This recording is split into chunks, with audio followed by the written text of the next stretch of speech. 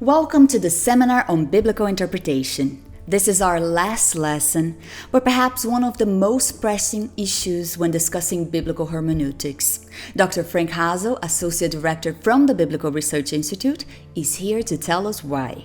There are many different approaches and hermeneutics out there competing with each other. And we have in the past dealt very much with the so-called historical critical method, and rightly so, because it has been a dominant and very influential approach in theology around the world. But in the last 50 years or so, a number of recent newer approaches to biblical interpretation have emerged, often in criticism of that dominant historical critical method, and often with an approach that sounds so much more like what we Adventists would like to support, where the canonical final shape of the biblical text is taken rather than a reconstruction of earlier sources and traditions that led to that text, where the literary and structure of the biblical text is emphasized in various approaches. We have never really dealt with some of these approaches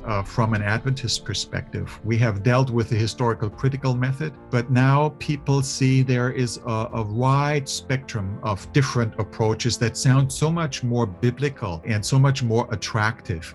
So what are the strengths of these approaches, and where are some of the problems, and where are some of the things that we have to be aware of and knowledgeable of? And who is presenting the subject? The author will be Frank Hasel.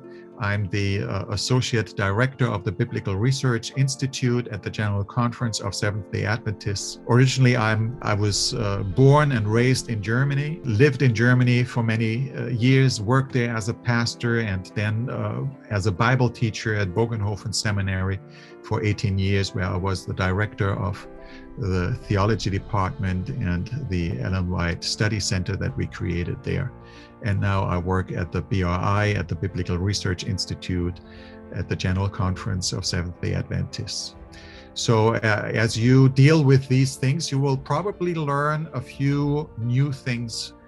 Perhaps you will have an opportunity to gain some insights, and they will hopefully help you to navigate your way through the many different approaches that are out there, so that you can knowledgeably deal with them and see what our Adventist evaluation of that would be.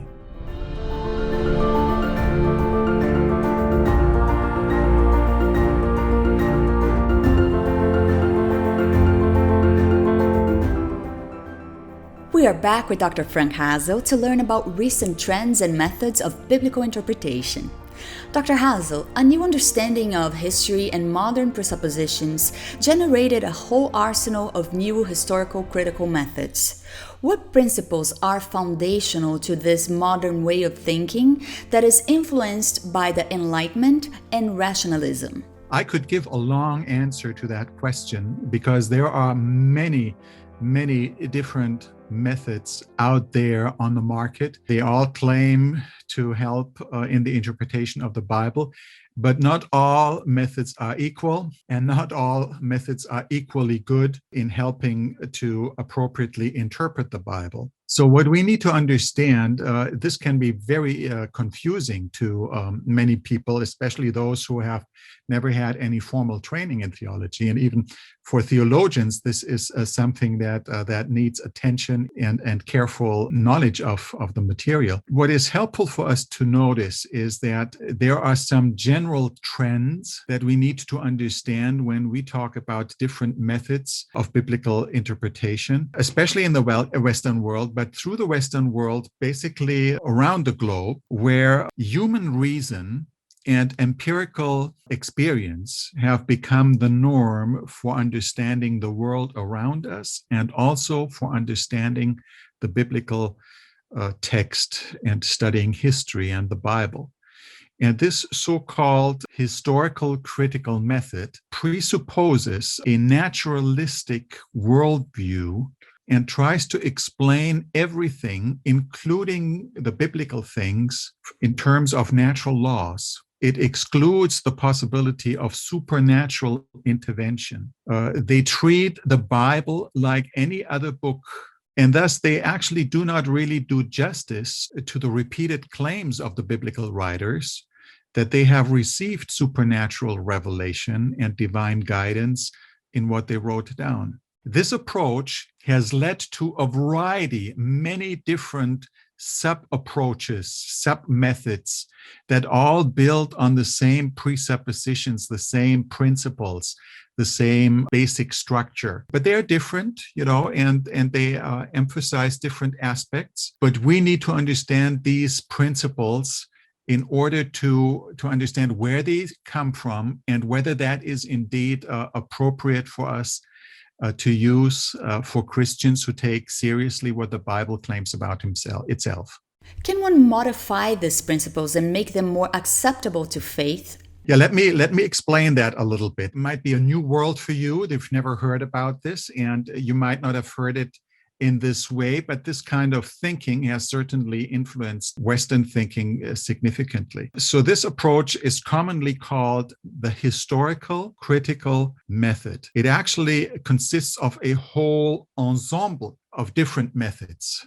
But if you look at them, they all build on three major principles. Three principles that influence all the different varieties of that one methodology that I mentioned here. What are these three principles? They have been mentioned by Ernst Troeltsch. He was a German theologian and philosopher, and he has summarized basically that approach. He has not invented it. He brought it to the point, and he is being quoted even today as the one who has given us in the clearest possible form these guiding principles of that approach of thinking. So here are the three principles. Principle number one is the principle of criticism. Principle number two is the principle of analogy. And principle number three is the principle of correlation. So let's look at each of them separately, just briefly. When we talk about the principle of criticism, we are not talking about the exercise of critical discernment. We all should exercise critical discernment when we study something. We have a mind, we need to do that. But here, when we talk about the principle of criticism, it is the principle of systematic doubt. It is not a neutral approach in the analysis of the Bible. It has a decisively negative connotation, and it criticizes the Bible negatively, unfavorably. So this criticism is not neutral. It has a slant, it has a direction, and it has a negative direction. It has an inherent presupposition, an inherent tendency that calls into question the sacredness and the authoritative status of the Bible. It assumes that the Bible is a human product. It is not divinely revealed. It is not divinely inspired. And it subjects the Bible to these principles of critical examination. And on these principles of criticism, of this new thought, it always leads to a criticism of the content of the Bible.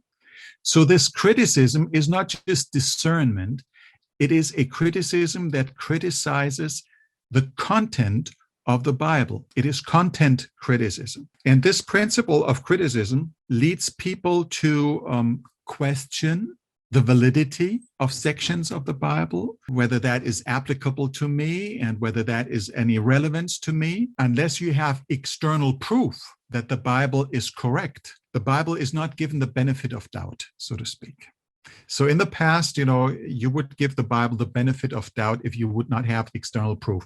Now, this criticism turns this around and says, no. Unless we have external evidence, we cannot trust that the Bible is correct and trustworthy. So only when we have external evidence can we trust the Bible. The second principle is the principle of analogy. We believe that history and our human experience is fundamentally homogeneous. That means every historical event is similar, analogous to what we know today. And that means that the past history is known through our human experience in the now, in the present. And because all events are analogous, All events are similar. So the present becomes the key to understand the past. This principle, Church says, is all pervasive. It touches on everything. It cannot be just reduced to a few things of faith here and there, and the rest is not touched by it. No, he says it's like sourdough. If you want to bake bread and you have the sourdough and you put a little dough, it affects everything. If you give it the little finger, it will grab the whole hand, he says, So it's not possible just to give a little bit of that, but it affects everything in our thinking and in our explanation. It also makes our own culture and our own experience the dominant experience and the dominant culture. It becomes very ethnocentric. It is interesting that Troeltsch himself has called this method, he says, it has something devilish about it. And it changes everything, and it questions everything. This analogy is so powerful that it almost sounds like omnipotence, as if it can do everything. It is as if it has a divine quality about it. And the third one is correlation. All of our events are so interrelated and interdependent that there can be no radical change that can take place. Everything in this world has an immanent inner historical cause and effect. And any historical event and any historical text can only be understood in terms of its immanent inner historical context. There is no supernatural intervention. It's not possible. Miracles are categorically excluded. Does that undermine biblical faith? Yes, it does. Yeah, we have to say it clearly. This is what many people have reported that they have experienced. Yes, if there are no supernatural miracles anymore, if there is no supernatural intervention, if there is no supernatural revelation of God, if there is no supernatural inspiration, there is no supernatural origin anymore that the Bible describes, a creation that is supernaturally created by God. There is no external authority anymore, and it affects basically everything. See, if you start with that thinking, you cannot just say, oh, I'll limit that to this part of my faith, but all the rest is not affected by it. If I start with that approach to interpreting the Bible, everything will be affected. It critically reconstructs the origin of the Bible. The Bible is no longer a book that was given by God to biblical writers. It is instead a human product. And what you start to do now is you critically reconstruct the sources and the origin and the factors that helped to create, humanly speaking, that particular kind of literature at that particular time. You go not to the text, but you go behind the text and reconstruct the history behind the text that leads to the production, the human production of the text. And usually that is something where you don't have the inspired writer write the book, but you have human authors write different pieces, and then later redactors put this together for you and create the final shape of what we today find in the Bible. And you can easily recognize from that, this fragmentizes the Bible. It puts the Bible into little unconnected different pieces that have no connection, that has no unity, and it robs the Bible, basically, its divine authority and its power. And indeed, for a disturbing number of students and pastors and preachers, this approach has led to a secularization of their faith. It has led them even out of the faith. It has led them to study the Bible with, as paradox as it might sound, with atheistic methods. It has led them to study the Bible as if God would not exist. And this, I tell you, has far-reaching consequences for our beliefs and for the biblical truth. But if you think about this, if there is no supernatural origin of this world, if there is no supernatural creation, if there is no literal Adam as a historical figure, if there is no fall, if there are no miracles, then there is no virgin birth. Then there is no bodily resurrection from the dead. Then there is no predictive prophecy that would tell the future. Then there is no supernatural regeneration. Then there is actually no answer to our prayers, because there is no living God who would act in accordance to what we pray. It leads to a different understanding of salvation, really. If there is no fall, if everything evolves and there is no fall, then there is no need for a redemption. There is no need for a savior, really. So it has a different understanding of salvation. It has a different understanding of judgment. And there certainly is not a supernatural second coming of Jesus Christ in power and in glory. So from beginning, creation, to end, the second coming, everything basically is affected by that approach. If I don't believe that the Bible is given by God, then it affects the way I try to explain how that could have come about, humanly speaking, without divine intervention, just within the nexus of cause and effect here in this world. So it's a completely different way of approaching the Bible and of interpreting the Bible. What are some advantages and disadvantages of the new literary interpretations of the Bible? Especially in evangelical scholarship, where you tend to have more Bible-believing scholars, you have to understand that in the modern setting, this historical critical approach has become the dominant method of studying the Bible at any major university. So if you go to any major university, public university, and you study theology there, you are trained in the historical critical methods in its various forms and sub-methods that have developed and evolved over time, but with these principles. And this has become the standard, the norm, and the king and the queen of modern Protestant and Catholic scholarship, for that matter. Even the Catholic Church uses that. That raises the question, can that critical method that is so disturbant to our faith and that puts so many things into questions, can that be adapted? Can that be modified? Can we have a moderate version of that historical critical method that is not as critical as some others would like to use it, but still works on the same principles?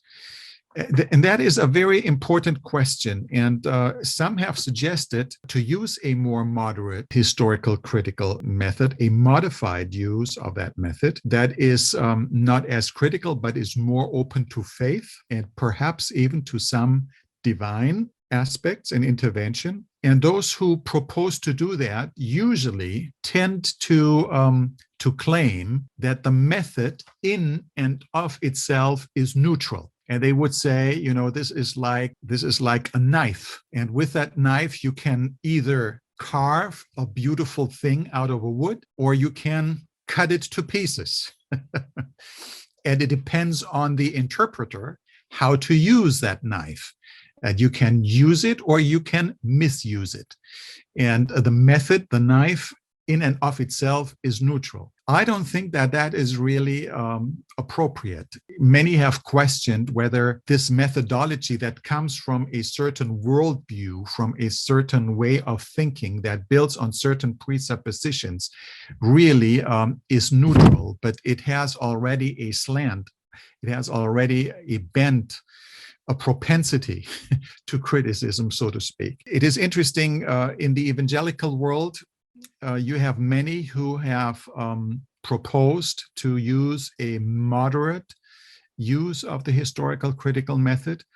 And I think sometimes people just, if you want to be accepted in scholarship today, and if you want to be accepted among the peers, your colleagues, and you want to publish in certain journals and peer-reviewed literature, then, the temptation is very great to adapt the standard that is used by almost anybody and everybody around the world. For me, it was very interesting that German theologian and famous scholar Peter Stuhlmacher from the University of Tübingen has written on the historical critical method, and he was one of those proponents who opted for a modified use of that method.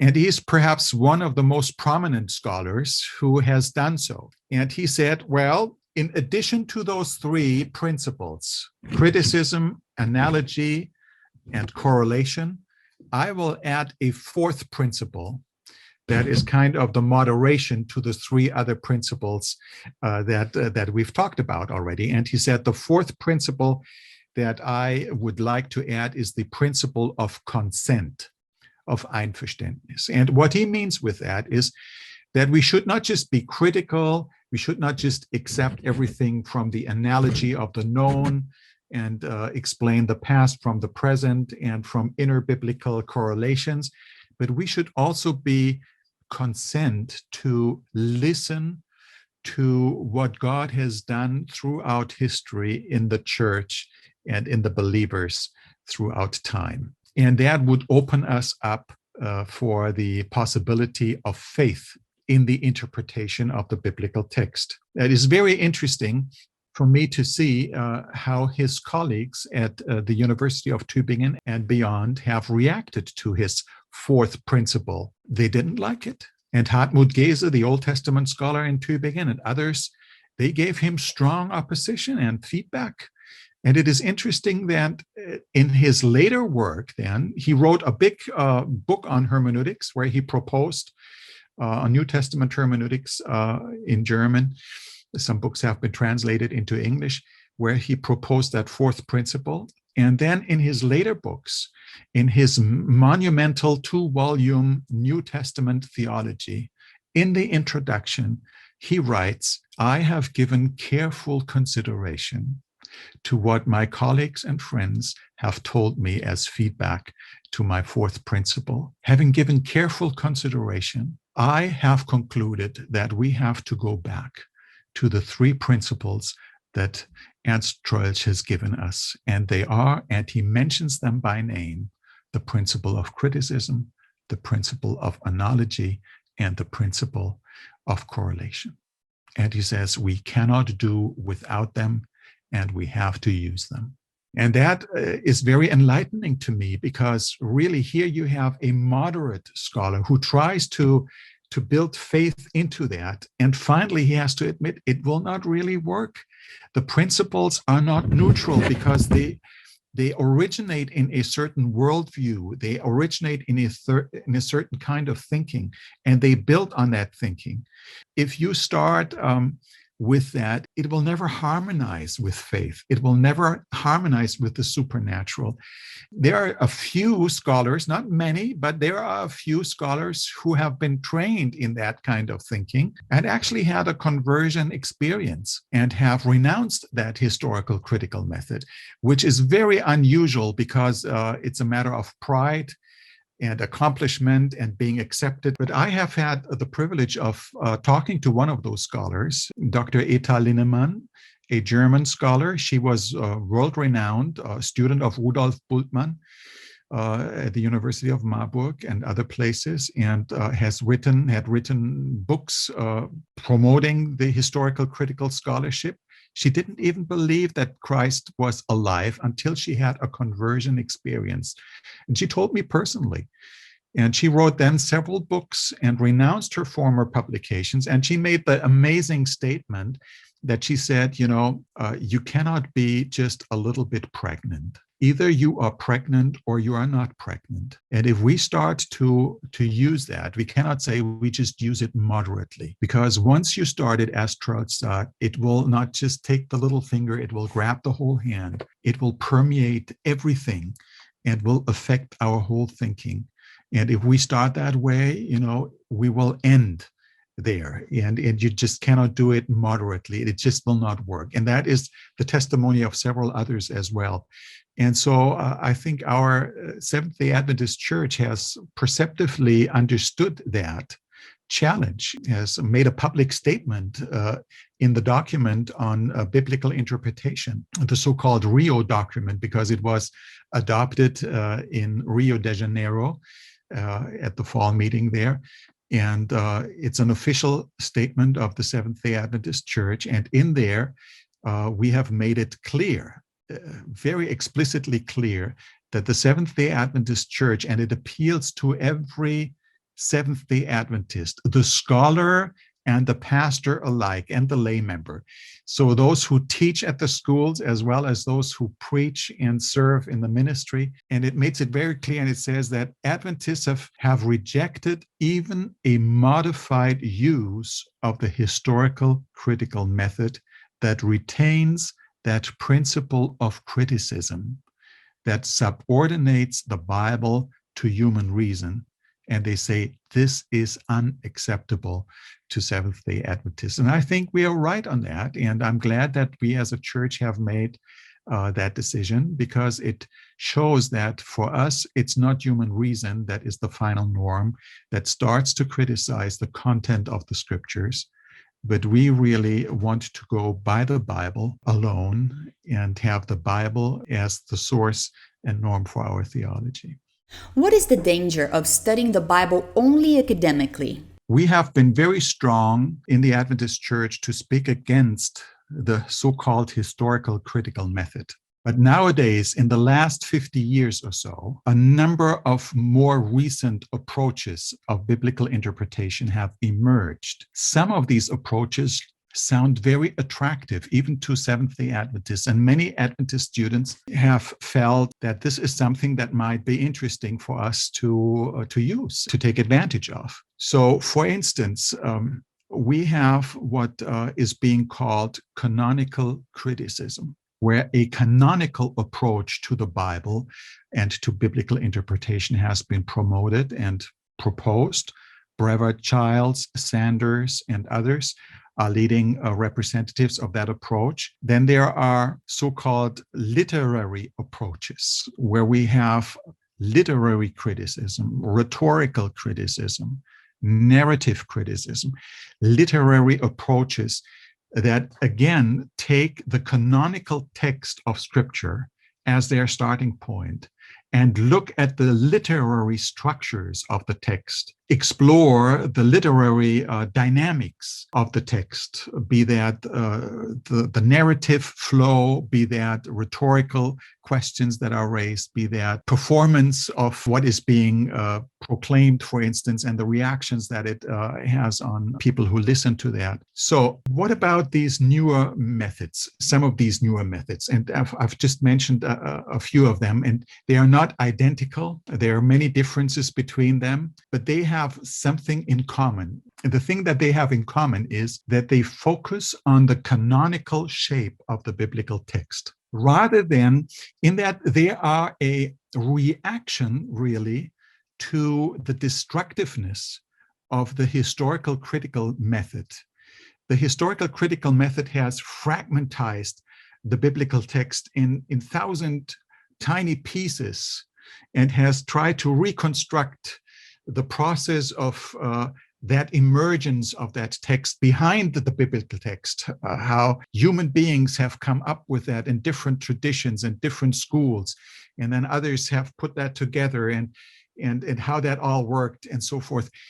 And if you approach the Bible from that perspective, the Bible loses its beauty, it loses its power to transform, it loses its ability to change your heart and mind. It just becomes an abstract academic exercise. And the unity of the text is lost, it's fragmentized. And so canonical criticism says, hey, we look at the final canonical shape of the biblical text. And that sounds beautiful. That sounds like what we Adventists say. But what many people do not understand is that it's not just canonical biblical theology, it's canonical criticism. This approach is not entirely free of critical thought. And some of these proponents and representatives, they are very outspoken and say that we need to use the critical methodology to reconstruct how the church has come up with their choice of that biblical text and how that came about. But we just focus not on the history behind the text. We do not focus on the reconstruction of the text, the hypothetical. We focus on the final form of the biblical text. Now, that is fine, but we have to be aware that it's not just the final form, but it also has a mixture of the final form and the critical reconstruction of the community who brings about that.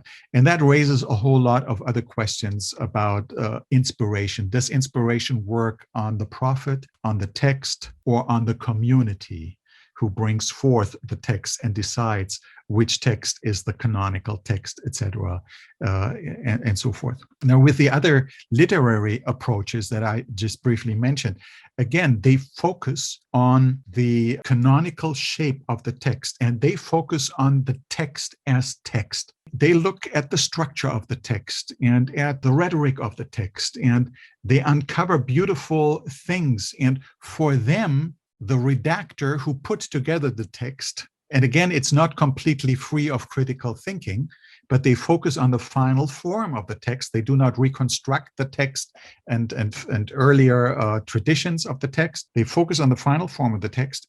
And for them, the redactor of the text is just a beautiful artist who has composed a beautiful artistic piece of literature.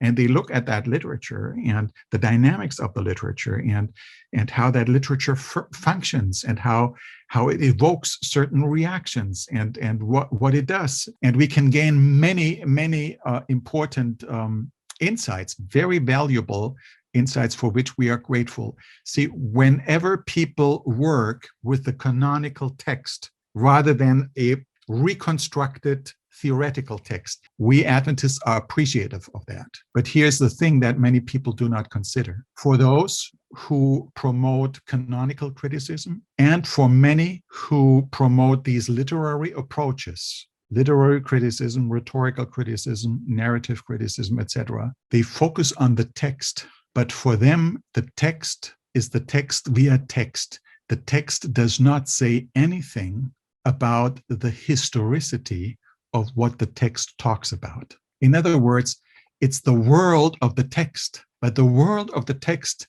does not tell us anything about the historical reality that really existed and that really reports it truthfully. And this is something where we Adventists would have a huge problem with, because for us, the text and the beauty of the text and the canonical text is also connected to the historical dimension that the text reports. And we believe that the text is not just an artistic creation of an author, but also a text that gives us propositional information that helps us to understand what God actually did in history, and that he actually acted in history, and that this is not just a text that evokes certain emotions in us, but that this text actually reports what took place. So I'm reminded of the Apostle Paul, when he says, if Jesus did not rise from the dead, and he meant bodily, literally rose from the dead, our faith would be in vain, he says. It's not enough that he talks nicely about the resurrection. It's not enough that the text makes many allusions and is beautifully artistically constructed to talk about the resurrection. If the resurrection did not actually take place, Paul says our faith in Christ would be void, useless. So for us Seventh-day Adventists, the text, and even a text, that is poetically, can still recall truthfulness about what took place. And so for us Adventists, to exclude that historical dimension of the text is something that is misleading and leads us to a misrepresentation of what the Bible actually talks about. Another more recent approach in biblical interpretation is the so-called postmodern or reader response criticism. And this is very interesting because, again, It points out something that is valid to a certain degree, but then overstates the point and leads us into wrong conclusions.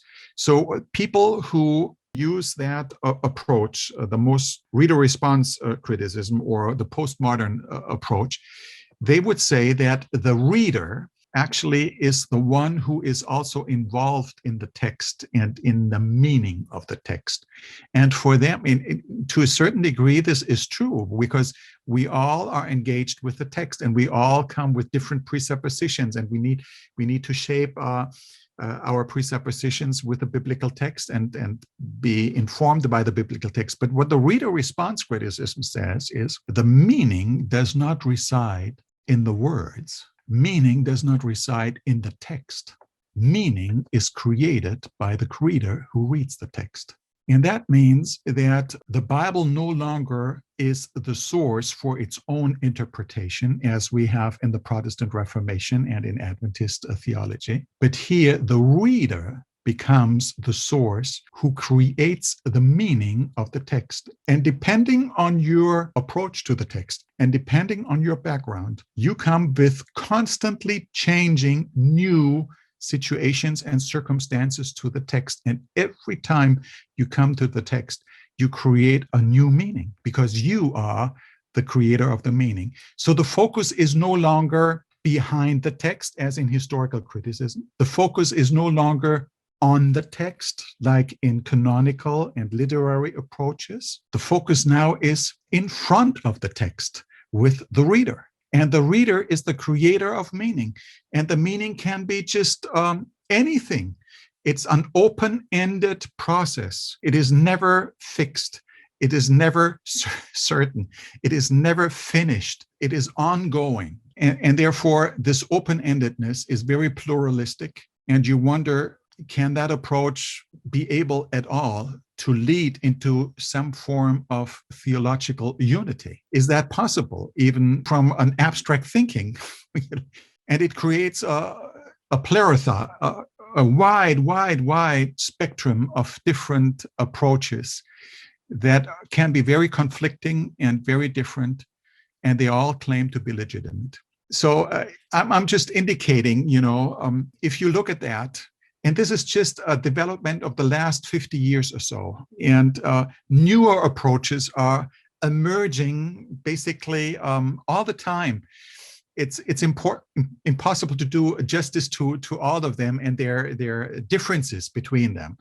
These are very general thoughts, but I think we need to understand some basic principles that lead us to understand where are people coming from and where does that lead us. And then we can see the differences between the different approaches and appreciate them and so forth. But for us Seventh-day Adventists, I think this is important. And for us, meaning has never resided in the reader. And our meaning was not reconstructed behind the biblical text. We have always believed that the meaning resides in the text and that the author who wrote it gave that word and that message a certain meaning, and that meaning cannot be changed just by reading it in different contexts or so. There is a meaning, and that meaning can be found and can be detected and can be followed and can be understood, and it resides not in the reader, but in the text of the Bible. What should be the guide for the Adventist believer to interpret the Bible? I would say for us Seventh-day Adventists, our approach to the Bible is what I would call a biblical historical approach. It's not a historical critical approach. It's a biblical historical approach. It's biblical. And I start out with the Bible because the Bible really should be the norm and the source of our theology. It should inform everything. It should even inform the method of how I approach the Bible, and should inform the presuppositions, whether God exists or not. And I might not agree with that. I might have my questions, but if I give it the benefit of doubt, I at least have to accept that for the biblical writers, this was a reality that they counted with. And this was a reality that they thought exists. And I have to take that seriously. So for us, it's a biblical historical approach. And that is important because for us, it's not just the biblical, it's not just the text. See, for these modern literary approaches, the text creates its own world of existence, so to speak, that is separated from the historical reality that the text talks about. For us Adventists, that is not a separation. The biblical and the historical go together. You cannot separate the biblical from the historical. The historical is important because God acts in history. God reveals himself in history. His revelation is constituted in history and therefore becomes normative for all history, for all time. The historical is never to be neglected. There are some people who say, in our hermeneutics, we just focus on the spiritual things, the theology, but not on the historical questions, because the Bible is reliable in the theology that it preaches. But when it comes to historical questions, there are mistakes and there are, things that are not so reliable and we cannot really trust it. I don't believe that this is correct. And I don't think that we should follow that line of reasoning for a simple reason. I'll give you an example. In the Gospel of, not in the Gospel, but in the Epistle of Romans, for instance, Paul makes a very interesting theological argument for the justification of the believer by appealing to Adam, the historical figure of Adam. And he compares Adam with the second Adam, with Jesus. And just as the first Adam came and sin entered through the first Adam, throughout all, he says, so salvation comes to all through one man, Jesus. Now, in liberal thinking, there was no historical Adam. That's just a generic term. There was never a fall with historic Adam. It's just a general term for humanity. But this historical detail is important for the theology of Paul. If there is no historical Adam, then the historical Jesus would not make the analogy. And so for the Bible writers, historical details are not to be neglected. They are there to be confirmed. And they tell you that something actually took place and something actually happened. And God actually acted in history. And he will act in history again. And this is the hope that we have. And therefore, it is very interesting to me that usually the criticism of the Bible doesn't start with the big theological questions. The criticism often starts with the little historical inaccuracies, the little historical details that some people think might not be so important. Let's not be fooled and let's not be deceived into that direction. The historical details are very important to the biblical writers, and we should not neglect them. And so to us Adventists, the biblical historical approach is important. We have an historical understanding of biblical truth, and we have an historical understanding of prophetic interpretation. It's not just a futurism, it's not just preterism in the past. It's a historical unfolding of events that we believe where God acted throughout history and even until he comes again.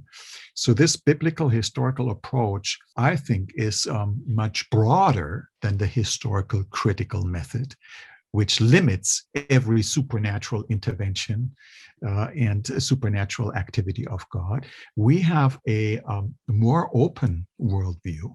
We are not as closed-minded that we say, no, any supernatural thing cannot happen because it should not happen and it cannot happen.